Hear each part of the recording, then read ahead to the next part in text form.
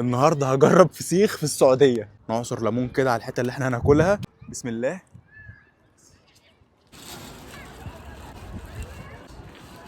طبعا اكله زي ديت لازم جلافز زي ده كده. نقطع الليمونه بتاعتنا كده. بص كده. نعصر ليمونه كده على الفسيخ. بص كتر ليمون على قد ما تقدر. نعصر ليمون كده على الحته اللي احنا هناكلها. والله هو طعمه حلو. طبعا بقى انا بحب الرنجه دي. بقى ايه؟ طبق رنجه مشكله كده، بطارخ على بطارخ ناعمه على رنجه. ناخد كده بطروخ مرمل. ماشي. على حته الرنجايه ديت. تمام. نعصر عصره ليمونه حلوه كده على الايه، على الرنجه.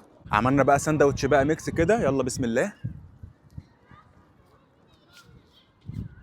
طبعا اكله الرنجه ديت لازم فحل بصل كده عالمي. ده بقى سردين طبعا عشان اطلعه وانضفه كده. هنجرب بقى السردين برضو نحط عليه ليمون. اهم حاجه يا جماعه الاكله ديت لازم يتحط عليها ليمون عامه. يلا بسم الله. طعمه حلو، يعني هو طعمه بالنسبه لي حلو.